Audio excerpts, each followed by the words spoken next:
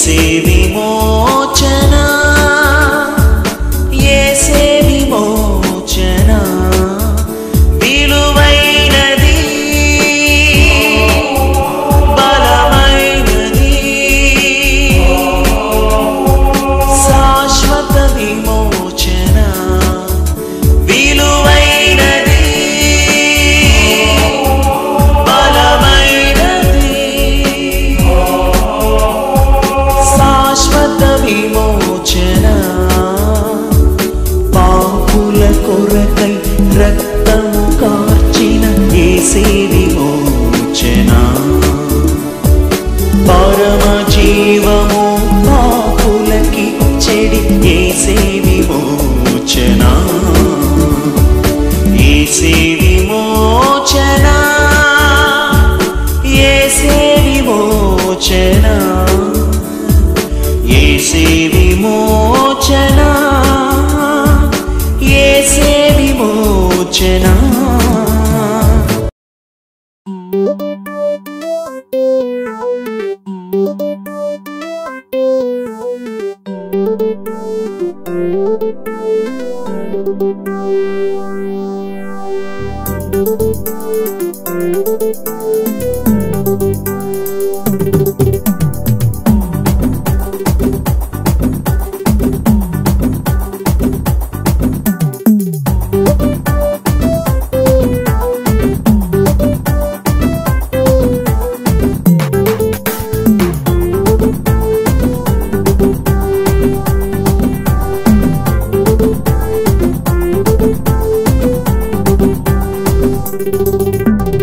ఆనందమే పరమానందమే యేసులోన ఆనందమే సంతోషమే సమాధానమే క్రీస్తులోన సమాధానమే ఆనందమే పరమానందమే యేసులోన ఆనందమే సంతోషమే సమాధానమే క్రీస్తులోన సమాధానమే యేసులోన నీవుంటే ఎల్లవేళల ఆనందమే యేసులోన నీవుంటే ఎల్లవేళల ఆనందమే ఆనందమే పరమానందమే యేసులోన ఆనందమే సంతోషమే సమాధానమే క్రీస్తులోన సమాధానమే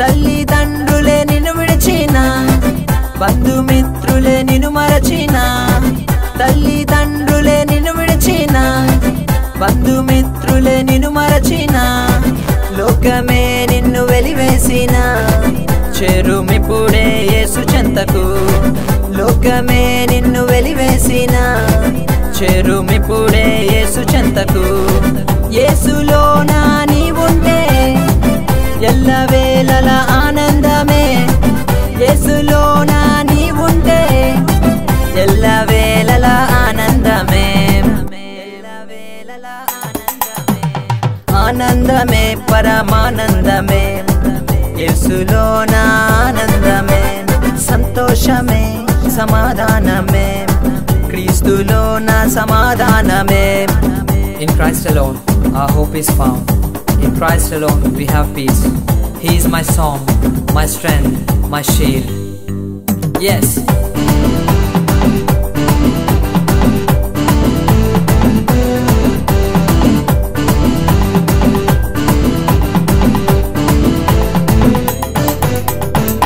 ధనము నీకు లేకున్నా ఆస్తి నీవు కోల్పోయినా ధనము నీకు లేకున్నా ఆస్తి నీవు కోల్పోయినా శాంతి నీకు కరువైనా చేరుమిప్పుడే యేసు చెంతకు శాంతి నీకు కరువైనా చేరుమిప్పుడే యేసు చెంతకు యేసులోన నీవుంటే ఎల్లవేళల ఆనందమే యేసులోన నీవుంటే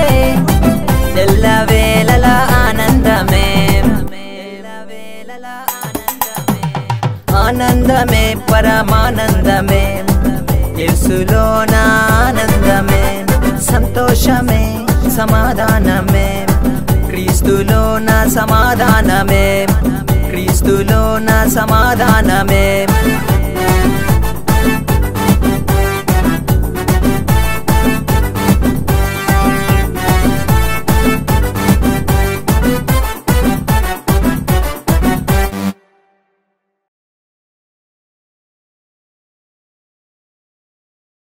యేసుక్రీస్తునందు అత్యంత ప్రియమైన ప్రేక్షకులకు క్రీస్తు యేసు శుభనామమున హృదయపూర్వక వందనాలు తెలియజేస్తున్నాను. అందరూ క్షేమంగా ఉన్నారు కదండి. ప్రభు తన ఎడతెగని వాత్సల్యత మనపై కురుమరించి మరొక పర్యాయం ఆయన వాక్యాన్ని ధ్యానించే గొప్ప భాగ్యాన్ని ప్రభు ఇచ్చినందుకై నేను దేవుని స్తుతిస్తున్నాను, ప్రభు నామాన్ని గణపరుస్తున్నాను. ఈనాటి వాక్య భాగంలో ఒక ప్రాముఖ్యమైన అంశాన్ని మీ ముందుకు తీసుకురావాలని ఆశపడుతున్నాను. ఈరోజు చాలా మంది వారి హృదయంలో చాలా మంది ఒక సెక్షన్ ఆఫ్ పీపుల్ కాదు, ప్రపంచంలో ఉన్నటువంటి మానవ కోటి అందరికీ కూడా ఒక కోరిక ఉంటుంది. ఆ కోరిక లేనివాడు బహుశా ఏ వ్యక్తి కూడా ఈ ప్రపంచంలో ఉండడు అని నేను అనుకుంటున్నాను. ఆ కోరిక ఏంటంటే ప్రతి వాళ్ళు సంతోషంగా ఉండాలని కోరుకుంటున్నారు. ఈ కార్యక్రమం చూస్తున్న మీరులో కూడా ఎవరైనా సంతోషంగా ఉండకూడదు అని కోరుకునే వాళ్ళు ఎవరైనా ఉన్నారా? ఎవరు లేరు కాదు. అందరూ సంతోషంగా ఉండాలి. చిన్నపిల్లల దగ్గర నుంచి వృద్ధుల వరకు ఎలాంటి వారైనా సరే మేము సంతోషంగా ఉండాలని కోరుకుంటారు. అయితే ఆ సంతోషాన్ని పొందే ప్రక్రియ చాలా విధాలుగా ప్రయత్నం చేస్తుంటారు. కొందరు సినిమాలు చూడటం ద్వారా సంతోషించాలనుకుంటారు. కొందరు ధనాన్ని సంపాదించడం ద్వారా ఆ ధనం నాకు సంతోషం తీసుకొస్తుంది అనుకుంటారు. కొంతమంది నేను చేసే సాహస కార్యాలు నన్ను సంతృప్తిపరిచి సంతోషపరుస్తాయని వివిధ రకాలుగా వివిధ మార్గాల్లో ఈ సంతోషాన్ని అన్వేషిస్తున్నారు ప్రజలు. కానీ నిజమైన సంతోషం చాలా తక్కువ మంది మాత్రమే పొందుకుంటున్నారు. ఆ తక్కువ మంది ఎవరు? మిగిలినటువంటి మనము కూడా ఆ సంతోషాన్ని ఎలా పొందగలం అనేది ఈ సమయంలో మేము ముందుంచాలని ఆశపడుతున్నాను. ఎవరు నిజమైన సంతోషాన్ని పొందగలరు అని దేవుని వాక్యం తెలియచేస్తుందో ఈ సమయంలో మేము ముందు ఉంచాలని ఆశపడుతున్నాను. ప్రియ దేవుని బిడ్డలారా, ధనం మనిషిని ఉన్నతమైన స్థానానికి తీసుకువెళ్తుందేమో కానీ సంతోషింపచేసే వ్యక్తిగా మాత్రం ఉంచదు. ఇది చాలా వాస్తవం. అయితే బైబిల్ గ్రంథం తెలియచేస్తుంది ఎవరు నిజమైన సంతోషాన్ని పొందగలరు. దయచేసి నాతో కలిసి వాక్యాన్ని ధ్యానించండి. కీర్తనల గ్రంథము 5వ కీర్తన 11వ వచనం. నిన్ను ఆశ్రయించు వారందరూ సంతోషించరు. ప్రియ దేవుని బిడ్డలారా, మానవుని జీవితంలో కోరుకునే ఈ సంతోషం మనిషికి చేరువ వాళ్ళ ఉద్దేశంలో ప్రభు ఎల్లప్పుడూ కూడా చాలా సన్నిహితంగా మనకు ఉంటాకి ఇష్టపడుతున్నాడు. నిర్గమాకాండంలో అంటాడు, నేను ఉన్నంత సమీపముగా మరి ఎవ్వరునూ మీకు సమీపంగా లేరు అన్నాడు. ఎందుకు దేవుడు మనకంత సమీపంగా ఉన్నాడు? ఆ మాటకు వస్తే మనుష్యుడు దేవుణ్ణి చేరుకోగలిగినంతగా తానే మానవ స్వరూపాన్ని దాల్చి లోకానికి వచ్చినటువంటి వాడు ప్రభు అయినటువంటి యేసుక్రీస్తు. కారణం ఏంటి తెలుసా? మనము ఆయనను చేరుకొని ఆయనను విశ్వసించి ఆయన అనుగ్రహించే సంతోషాన్ని, సమాధానాన్ని, ఆశీర్వాదాన్ని పొందాలనేదే ప్రభు యొక్క ఉద్దేశం. ఈ వాక్యంలో మనం చూసినప్పుడు నిన్ను ఆశ్రయించిన వారందరూ సంతోషిస్తారన్నారు. అందులో ఒక భాగానికో, ఒక సెక్ట్ ఆఫ్ పీపుల్కో, ఒక గ్రూప్ ఆఫ్ పీపుల్కో ఇక్కడ మెన్షన్ చేయలే. ఒక జాతికో, ఒక వర్ణానికో, ఒక దేశానికో పరిమితమైంది కాదు. ఎవరు యెహోవాను ఆశ్రయిస్తారో, ఎవరు యేసయ్య చెంతకు చేరతారో వారందరూ కూడా సంతోషంగా ఉంటారు. బైబిల్ గ్రంథంలో ఒక సాదృశ్యాన్ని మీ ముందు ఉంచాలని ఆశపడుతున్నాను. రూతు గ్రంథం మనకు చాలా పరిచయమైనటువంటిదే. రూతు గ్రంథంలో నయోమి బెత్లెహేమును విడిచి ఆమె మోయాబుకు వెళ్ళినట్లుగా దేవుని వాక్యం తెలియపరచబడుతుంది. అయితే మోయాబులో తన ఇద్దరు కుమారులకు కూడా కోడల్ని సంపాదించుకుంది, రూతు అలాగే ఓర్ప. వీరిద్దరూ కూడా నయోమికి కోడళ్ళగా ఉన్నారు. కానీ కష్టకాలం వచ్చినప్పుడు ఓర్ప నయోమిని విడిచి ఆ ప్రదేశంలో ఉండిపోయింది. కానీ రూతు తన అత్తయినటువంటి నయోమిని వెంబడించి బెత్లెహేముకు వచ్చింది. యేసును ఆశ్రయించినటువంటి ఆ రూతు జీవితం శాశ్వత కాలము సంతోషం పొందినట్లుగా ఆమె జీవితాన్ని సమూలంగా మార్చాడు. రూతు ఉన్నతమైన స్థానానికి రావడం గల కారణం ఏంటి? రూతు యొక్క జీవితం యేసుక్రీస్తు యొక్క వంశావళిలో వ్రాయబడ్డ కారణం ఏంటి? అంత ఉన్నతంగా హెచ్చించబడినటువంటి కారణం ఏంటి తెలుసా? ఆమె దేవుణ్ణి ఆశ్రయించింది. నీ దేవుడే నా దేవుడు, నీ జనమే నా జనము. నీవెవరిని ఆరాధిస్తే అదే నేను ఆరాధిస్తానని చెప్పి రూతు నిజరక్షకుడైన యేసును ఆశ్రయించినందున, యేసును ఆశ్రయించిన రూతు జీవితంలో సంతోషం కలిగింది. ఈరోజు ఈ కార్యక్రమం చూస్తున్న మీ జీవితాల్లో ఒకవేళ ఆశీర్వాదం కొరకు నయోమి వల్ల ఎక్కడెక్కడికో పరిగెడుతున్నావేమో, ఆశీర్వాదం మనం పొందకపోతే ఒక అవకాశం దేవుడు ఇస్తున్నాడు. మరలా బెత్లెహేముకు వచ్చిన నయోమిని దేవుడు సంతోషింపజేశాడు. దేవుని నమ్మి మోయాబుని విడిచి రూతు ఆ యొక్క నయోమితో కలిసి బెత్లెహేముకు వచ్చినందున, దేవుణ్ణి ఆశ్రయించినందున రూతు జీవితాన్ని కూడా దేవుడు సంతోషింపజేశాడు. ఈరోజు నువ్వు ఒకవేళ దేవుణ్ణి విడిచి సంతోషం కొరకు లోకంలో ఉన్నా, దేవుణ్ణి ఎరుగక ఈదేమన్న ప్రభువుని తెలుసుకొని యేసును ఆశ్రయించడానికి తీర్మానం చేసుకున్నా, నీ జీవితంలో నిజమైన సంతోషాన్ని నీవు పొందుకుంటావు. ప్రియ దేవుని బిడ్డలారా, యేసును ఆశ్రయిస్తే వారి జీవితంలో ఎల్లవేళలా కూడా సంతోషం కలుగుతుందని ఈ సమయంలో ప్రభు పేరిట నేను మీకు జ్ఞాపకం చేస్తున్నాను. బైబిల్లో చాలా ఉదాహరణలు మనం తీసుకోవచ్చు. యాకోబు జీవితాన్ని మనం చూసినట్లయితే, యాకోబుకి ధనవంతుడు కావాలి లేదా ఆశీర్వదించబడాలి, నేను ఉన్నతమైన వాడిగా ఉండాలనే అపేక్ష కలిగినటువంటి వాడు. అందుకనే తన మామను మోసం చేశాడు, తన యొక్క తండ్రిని మోసం చేశాడు, తన అన్నను మోసం చేశాడు, విస్తారంగా సంపాదించాడు. కానీ తనకున్నటువంటి గొర్రెలు, మేకలు, పశువులు, ఆస్తి ఏది యాకోబుకు సంతోషాన్నివ్వలా.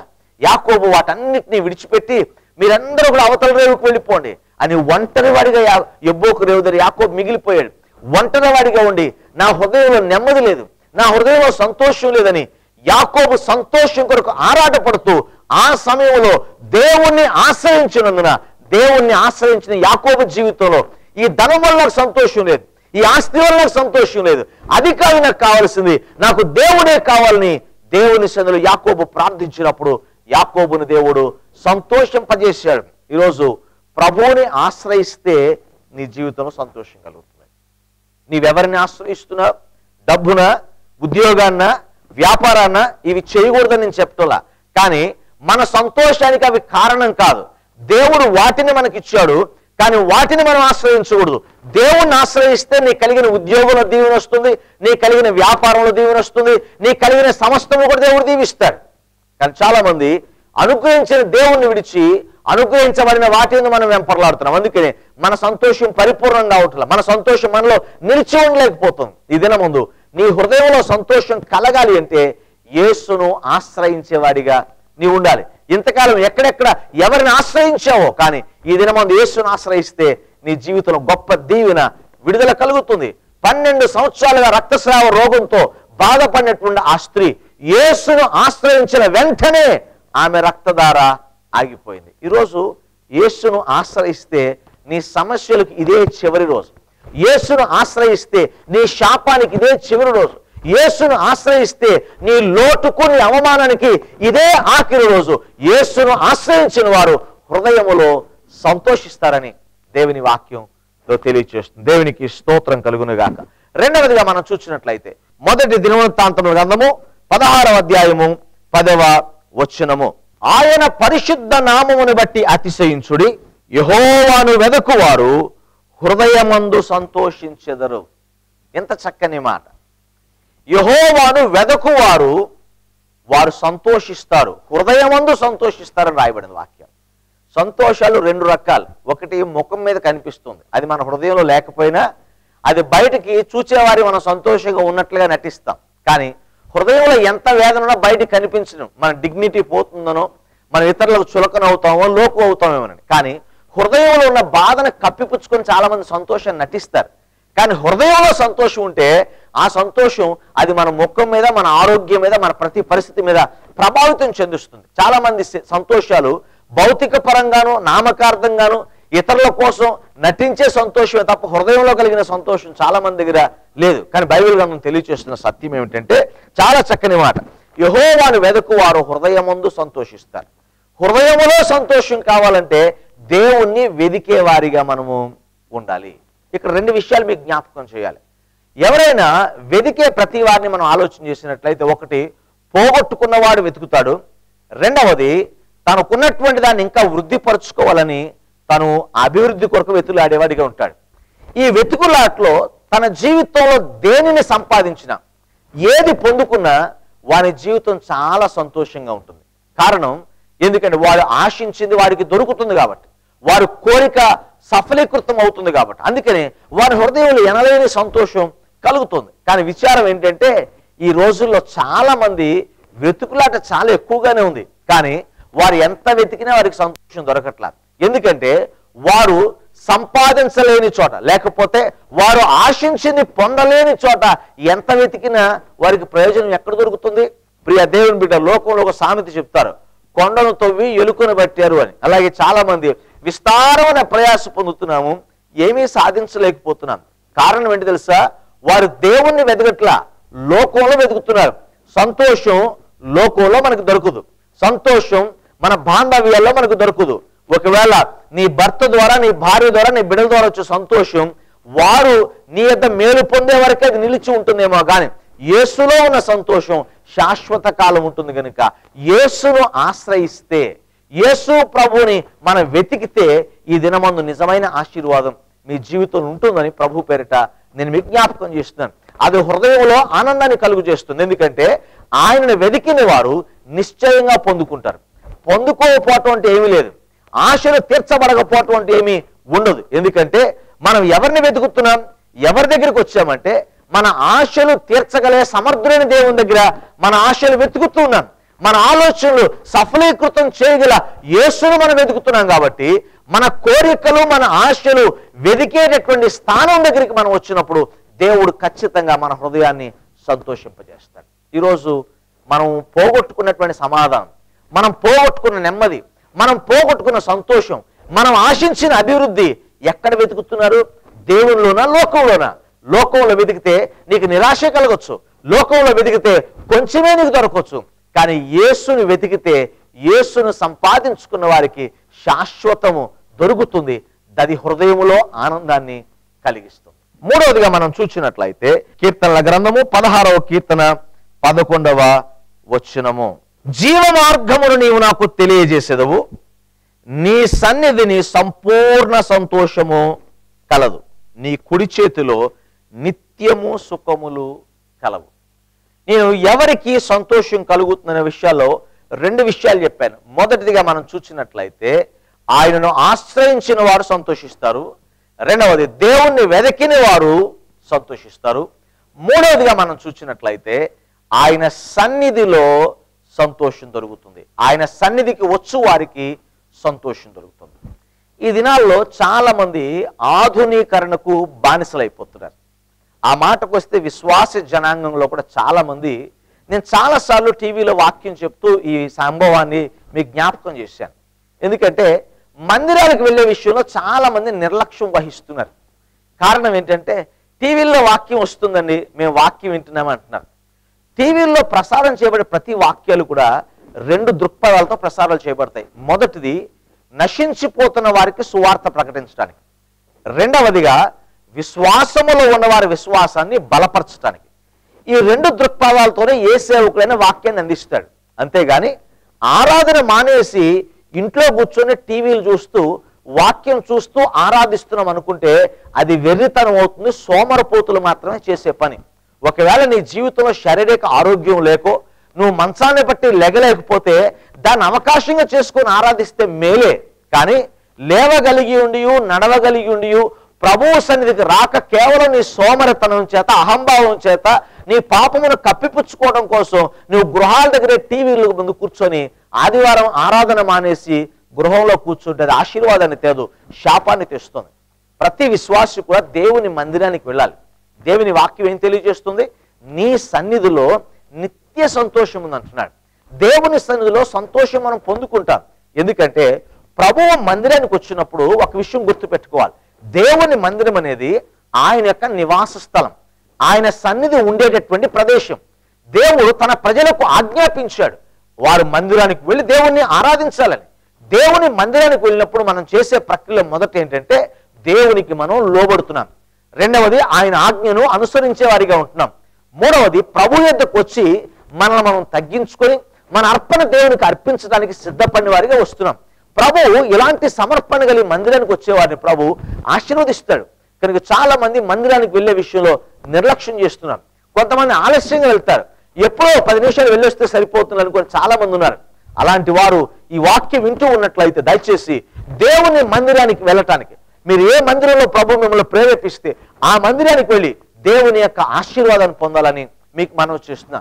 దేవుని మందిరానికి వెళితే నాకు కలిగే ప్రయోజనం ఏంటి అని ప్రశ్నించే వరకు లేకపోలా. 20వ కీర్తనలు మనం చూసినట్లయితే పలు అంశాలు ఇక్కడ రాయబడినట్లుగా మనం చూస్తాం. పరిశుద్ధ స్థలములో నుండి ఆయన నీకు సహాయము చేయునుగాక. 2వ వచనం. 3వ వచనంలో ఆయన నీ నైవేద్యములన్నిటినీ జ్ఞాపకము చేసుకొనుగాక, నీ దహన బలులను అంగీకరించునుగాక, నీ కోరికను సిద్ధింపజేసి నీ ఆలోచన యావత్తును సఫలపరచునుగాక. 5వ వచనం ఆఖరి మాట, నీ ప్రార్థనలన్నీ యెహోవా సఫలపరచును గాక. ఇక్కడ 20వ కీర్తనలో దేవుని పరిశుద్ధ స్థలములో నుండి అనగా దేవుని మందిరములో నుంచి తన ప్రజలకు కలిగే దీవెన ఏంటో ఇక్కడ చాలా స్పష్టంగా రాస్తున్నాడు. మొదటిదిగా మనం చూసినట్లయితే ఆయన మనకు సహాయం చేస్తాడు, ఆయన మనల్ని ఆదుకుంటాడు, ఆయన మన క్రియలను సఫలపరుస్తాడు, మన ప్రార్థనలకు జవాబిస్తాడు, మన ఆలోచనలన్నింటినీ కూడా సఫలీకృతం చేస్తాడని దేవుని వాక్యం రాయబడుతుంది. ప్రభువు సన్నిధికి వస్తే దీవెన కలుగుతుంది, ప్రభువు సన్నిధికి వస్తే ఆశీర్వాదం కలుగుతుంది. కనుక ఈ దినమందు వాక్యం వింటున్న మన జీవితాల్లో నిజమైన సంతోషం దేవుని సన్నిధిలోనే ఉంది. ఎవరు దేవుని సన్నిధికి వస్తారో దేవుని వాక్యం తెలియజేస్తుంది, సియోనులో నుండి యెహోవా నిన్ను ఆశీర్వదించునుగాక, సియోను నుండి యెహోవా నిన్ను ఆదుకొనుగాక అని దేవుని వాక్యంలో మనం చూస్తాం. కనుక దేవుడే మనను ఆదుకొని మనను ఆదరించి మన కార్యాలను సఫలపరిచి మనను దీవించే స్థలమే పరిశుద్ధ దేవుని యొక్క మందిరం. కనుక మందిరానికి వెళ్ళటం నిర్లక్ష్యం చేయొద్దు. మందిరంకి వెళ్ళకపోతే హృదయంలో సంతోషం ఉండదు, కానీ దేవుని మందిరంకి వస్తే దేవుడు మన హృదయాన్ని సంతోషంతో నింపుతాడని ఈ సమయంలో ప్రభు పేరిట నేను మీకు జ్ఞాపకం చేస్తున్నాను. 4వదిగా మనం చూసినట్లయితే దేవుని వాక్యంలో మనం చూద్దాం. చూడండి దయచేసి సామెతల గ్రంథము 12వ అధ్యాయము 20వ వచనం. కీడు కల్పించు వారి హృదయములో మోసము కలదు, సమాధాన పరచుటకై ఆలోచన చెప్పువారు సంతోషభరితులగుదురు. ఎంత చక్కని మాట దేవుని వాక్యం రాయబడింది. సమాధాన పరచుటకు ఆలోచన చెప్పేవారు హృదయములో సంతోషభరితులవుతారని దేవుని వాక్యం రాయబడింది. ఒక మాటలో చెప్పాలంటే సమాధాన పరిచే వారికి సంతోషం దొరుకుతుంది. ఈ రోజుల్లో ఎవరైనా ఒక వ్యక్తి మరొక వ్యక్తితో చిన్న విభేదం వస్తే మనం అగ్నికి ఆజ్యం పోసేటట్టు ఆ గొడవ పెద్దదై వారి శాశ్వత కాలం విడిపోయినట్లుగా మన ప్రవర్తన ఉంటుంది. మనం అలాంటి పురుకొల్పు మనం చేస్తాం. కానీ దేవుని వాక్యం ఏం చెప్తుంది? దేవుని పిల్లలైన వారు సమాధానంగా ఉండాలి, ఇతరులను సమాధాన పరిచేవారిగా ఉండాలి. సమాధాన పరచువారు దేవుని కుమారులను పెడతారని దేవుని వాక్యంలో వ్రాయబడుతుంది. సమాధాన పరచుట దేవుని యొక్క లక్షణం. దేవుడు పరలోకం నుంచి భూలోకానికి ఎందుకు వచ్చాడు? మనుష్యులను దేవునితో సమాధాన పరచుటకు. సమాధాన పరిచర్య అనేది ప్రభు పరిచర్య. కనుక ప్రభు పరిచర్యతో ఏకీభవించిన వారికి వారి హృదయంలో సంతోషం కలుగుతుంది. ప్రియ దేవుని బిడ్డలారా, ఒక వ్యక్తి ఎవరైనా కానీ మరొక వ్యక్తితో కలిగిన విభేదాల మధ్య వారికి సంధి చేసి వారిని సమాధాన పరిచినప్పుడు వారికి కలిగే తృప్తి వర్ణనాతీతంగా ఉంటుంది. ఒకవేళ మీరు ఎప్పుడు దాన్ని ప్రయత్నం చేసి ఉండకపోవచ్చు, కానీ ఎవరైనా సమాధాన పరచడానికి ప్రయత్నం చేయండి. వారిలో ఉన్న గొడవలు పెద్దవి చేయటానికో ఇక్కడ మాటలు అక్కడ చెప్పి లేనిపోని మాటలు చెప్పి విభేదాలు పెద్దవి చేసి వారి జీవితాల్లో పాడు చేయొద్దు. దేవుని వాక్యం తెలియజేస్తుంది, నువ్వు సమాధాన పరిచే స్థితిలోకి వస్తే ఎవరు సమాధాన పరిచే ఆత్మను కలిగిన వారిగా ఉంటారో వారు హృదయంలో సంతోషిస్తారు, వారు హృదయంలో ఆనందిస్తారు, వారు సంతోష భరితులగుదురు అని దేవుని వాక్యంలో రాయబడుతుంది. దయచేసి మరొక మాట మీ ముందుంచాలని ఆశపడుతున్నాను. సామెతల గ్రంథము 10వ అధ్యాయము 28వ వచనం. నీతిమంతుల ఆశ సంతోషము పుట్టించును. నీతిమంతుల ఆశ. మనుషులకి చాలా ఆశలు ఉంటాయి, కానీ ఇక్కడ వాక్యం రాయబడింది నీతిమంతుల ఆశ అన్నాడు. నీతిమంతులు అంటే ఎవరు? దేవుని నమ్మినవారు. అబ్రహాము దేవుని నమ్మెను, అది అతనికి నీతిగా ఎంచబడిను అని రాయబడింది. అంటే దేవుని నమ్మిన ప్రతి వారు కూడా నీతిమంతులమే. ఎలా అంటే అపవిత్రమైన మనలను యేసు రక్షకులని, ఆయన ద్వారా పాపములు క్షమించబడతాయని విశ్వసించిన ప్రతి వ్యక్తి కూడా ఆయన రక్తములో కడుగబడిన వారం కనుక కడుగబడిన ప్రతి ఒక్కరు కూడా నీతిమంతులమే. అయితే నీతిమంతుల యొక్క ప్రవర్తన వేరుగా ఉండాలి, నీతిమంతుల యొక్క ఆలోచనలు వేరుగా ఉండాలి, నీతిమంతుల యొక్క ఆశలు కూడా వేరుగా ఉండాలి. అన్యులు ఆలోచించినట్లుగా మనం ఆలోచించకూడదు, అన్యులు ఊహించినట్లుగా మనం ఊహించకూడదు. మత్తయి సువార్త 6:31 అంటారు, అన్యజనులు వీటి గురించి ఆలోచిస్తారు. ఏంటది? ఏమి తిందుమా, ఏమి త్రాగుదుమా, ఏమి ధరించుకుందుమా. కానీ దేవుని పిల్లలమైన మన యొక్క ఆశలు ఎలా ఉండాలి? నీతిమంతుల ఆశ దేని మీద ఉండాలి? మత్తయి సువార్త 6:33 రాయబడుతుంది, మొదట ఆయన రాజ్యమును ఆయన నీతిని వెతకండి, అప్పుడు అవన్నీ మీ వెంట వస్తాయని దేవుని వాక్యంలో వాగ్దాన రీతిగా తెలియజేస్తున్నాడు. నీతిమంతుల ఆశ దేవుడై ఉండాలి. నీతిమంతుల ఆశ దేవుని పని అయి ఉండాలి. నీతిమంతుల ఆశ దేవుని కొరకైన కార్యాలై ఉండాలి. నీతిమంతుల ఆశ ప్రభు యొక్క చిత్తాన్ని నెరవేర్చడంలో ఉండాలి తప్ప లోకములో వాటి కోసం ఉండకూడదు. దేవుని పిల్లలైన ఈరోజు చాలా మంది విశ్వాసులు కూడా లోకస్తులు ఏం ఆశిస్తున్నారో మనం కూడా అదే ఆశిస్తున్నాం. లోకస్తులు ఎలా ప్రవర్తిస్తున్నారో మనం కూడా అలాగే ప్రవర్తిస్తున్నాం. మనము నీతిమంతులము, దేవుని రక్తము ద్వారా కడుగబడి నీతిమంతులుగా చేయబడ్డాం కనుక నీతిమంతులుగా చేయబడ్డాం. మనము ఆ నీతిమంతులుగా ఉండుటకు పిలువబడినటువంటి దేవుని యొక్క ఉద్దేశాలను అనుసరించి ఆలోచించాలి, అనుసరించి ఆశించాలి. ఈ సందర్భంలో వాక్యం వింటున్న ప్రియ దేవుని బిడ్డలారా, మన ఆశలలోనే లోకస్తుల వలె ఉన్నాయా? యేసు కొరకు ఆరాటపడే ఆశే నీతిమంతుల యొక్క ఆశ. నీ ఆశ లోకం మీద ఉందా? యేసు మీద ఉందా? నీ ఆశ లోకాశల మీద ఉందా? యేసు ప్రభు అనుగ్రహించే ఆజ్ఞల మీద ఉందా? నీ ఆశ లోక సంబంధమైన వనరుల మీద ఉందా? ప్రభు పని మీద ఉందా? దేవుని సన్నిధిలో నీతిమంతులుగా తీర్చబడిన విశ్వాసులమైన మనము ప్రభువుపై ఆశపడేవారిగా, ప్రభువు యొక్క ఆలోచనలు నెరవేర్చేవారుగా మన ఆశలు కోరికలు ఉండాలని ఈ సమయంలో ప్రభు పేరిట మీకు జ్ఞాపకం చేస్తున్నాను.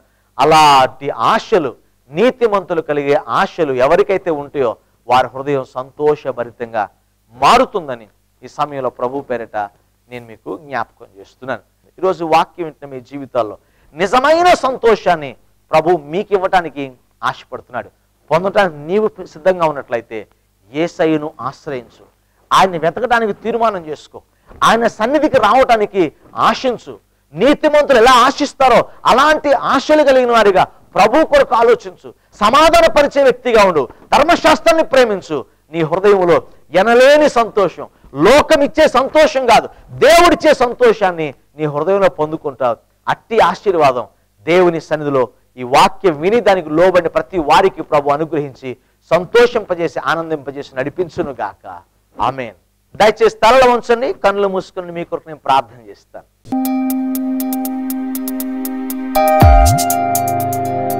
ప్రేమగల తండ్రి, సకల ఆశీర్వాదములకు కారణభూతుడా మీకు వందనాలు తెలియజేస్తున్నాను. ఈ దినమందు ప్రభు నీ వాక్యాన్ని విన్న మా జీవితాల్లో మేము ఎలాగో నిజమైన సంతోషాన్ని పొందుకోవాలో మాకు తెలియజేసిన దేవా, వేదనతో దుఃఖముతో బాధలో ఉండి సంతోషం కొరకు వెంపర్లాడుతున్న మా జీవితాలను ప్రభువా నీ వాక్యం ద్వారా సంధించారు. మీకు స్తోత్రం తండ్రి. నిజమైన సంతోషాన్ని మేము పొందినట్లుగా నీ కృప మాకు తోడుగా ఉంచండి నాయన. ప్రేక్షకులైన వారిలో బలహీనతతో సంతోషం లేకుండా, కుటుంబ సమస్యలతో సంతోషం లేకుండా, వ్యాధితో కుటుంబ సమస్యలతో ఇబ్బందులతో వేదన పడుతున్న ప్రతి వ్యక్తికి ప్రభువా నిన్ను చేరి నీవు అనుగ్రహించే సంతోషాన్ని పొందడానికి సహాయం చేయండి. ఈ కార్యక్రమం చూస్తున్న వారిలో సంతానం లేక బాధపడుతున్న బిడ్డల కొరకు ప్రార్థన చేస్తున్నాం. వారి గర్భములను తెరవమని వేడుకుంటున్నాం తండ్రి. ఉద్యోగం లేక బాధపడుతున్న బిడ్డల కొరకు ప్రార్థన చేస్తున్నాం. వారి జీవనోపాధికి కావాల్సిన ఉద్యోగాలను యేసు నామములో సమకూర్చమని వేడుకుంటున్నాం తండ్రి. నీకు వందనాలు. వ్యాపారములు చేస్తున్న బిడ్డల కొరకు ప్రార్థన చేస్తున్నాం. వారి వ్యాపారములను మీరు దీవించి ఆశీర్వదించండి ప్రభు. నీ సన్నిధి మాతో ఉంచండి, నీ మేలుతో తృప్తిపరచండి. ప్రేక్షకులైన ప్రతి వారిపై, వారి కుటుంబాలపై దీవెనించమని యేసు నామమును అడిగి వేడుకుని ప్రార్థిస్తున్నాను తండ్రి. మన పరమ తండ్రి అయిన దేవుని ప్రేమ, కుమారుడని క్రీస్తు కృప, పరిశుద్ధాత్మ దేవుని యొక్క అన్యోన్య సహవాసం, సమాధానం మనందరికీ తోడే నడిపించును గాక. ఆమేన్. ఈ లోక తంత్రాలు పరమున నిన్ను చేర్చలేవు. ప్రభు మార్గమే విమోచన, తము కార్చిన యేసే